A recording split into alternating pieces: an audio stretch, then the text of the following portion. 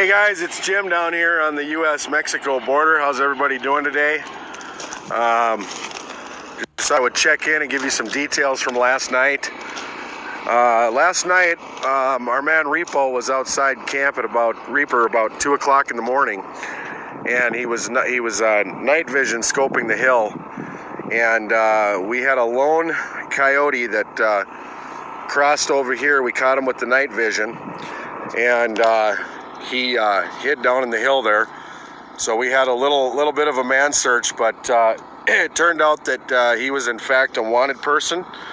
And the other thing is that when we walked him up to the Border Patrol truck to get him in, he actually ran.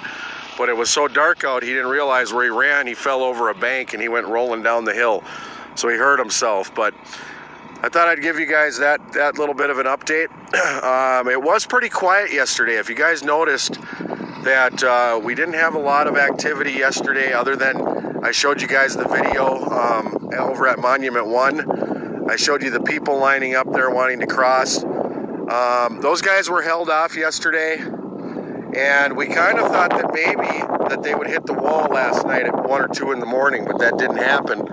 And then, of course, we caught the fugitive late last night. So our thinking is, and again, you know, we don't want to see them cross, but we know that they're over there. We know that they paid their coyotes to get them here. And so, you know, if it's anything like last Friday, where all of a sudden we had I don't know how many hundreds of people hit us at one time. If that's the new strategy, then that's probably what's coming. Because prior to that, we had, on average, if you guys remember, we had anywhere from 40 to 120 people a day crossing over at the monument. And some days that number was higher, but we always had at least 40 to 120 consistently. And so when that cop decided to park over there, you know, that was a little bit of a deterrent. But the only reason he's shipping them around is because he knows we're out here with the video camera. He doesn't want to get caught on video. That's what the deal is, and he knows that people are watching him. So at some point, I do think we'll get the Mexican cop on video because, like I said, we have seen him attempt to let small groups go through. I'll get that video. It's just a matter of time. I promise you, though, you'll see it. The train there, we've had a couple of these military trains go by. I don't know where they're going. I can't say that they're here for the border for sure. But what I can tell you is that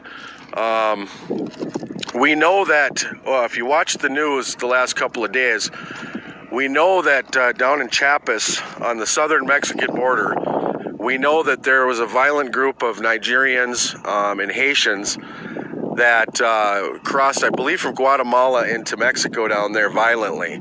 They kind of forced their way in. I think they merged with a group of 3,000 to 6,000 that are on their way up here. And I guess what they're saying is some of those are MS-13 and MS-18. MS-18 is very similar to MS-13. They're a further south gang, but they're a little more dangerous apparently than MS-13. I think they're both dangerous. I don't think it matters what gang you belong to. It's a gang. So we're not going to give them ranks or give them credit. But the point is that, you know, the people are getting more hostile because they paid to get up here. They left, they grabbed their child, they did their part, and they played along with the cartel on getting up here. And so now that they're here, they sure as heck don't want to be told that they're going to get sent back. So what's the next plan? The next plan is that now they've got to get through the field and get over to New Mexico, where the police department cannot ask them if they're U.S. citizens. That allows them the opportunity to try to get to a sanctuary city. And you know what? I agree with Donald Trump. Let's just ship them all to sanctuary cities if we're not going to ship them back over the border. You know, we're not enforcing that yet. As of today, we're not enforcing the deport. I'm expecting to hear news from Border Patrol to get an update on where the progress is with that. I think it's going to vary from port to port on how fast they do it or what the stipulations are. But I will update you guys as soon as we can document them and kick them out. That's what we want. We want to send these people packing. Of course, you know, you take them back, then they come right back in. But you know what? That's why we need a wall, and that's why we need border security package. That's why we need asylum laws. That's why it's not just a fix of deportation. Is when you got this many people over here, and you have open walls, and you got people still trying to come in, and you got thousands pushing their way from the south to get up here. You're still putting yourself in a real bad position for having people just go back and come back across. So, you know, it's a situation that has to be fixed through Congress. It has to be fixed through border security, and we have to get our border patrol back to what they do best, and that is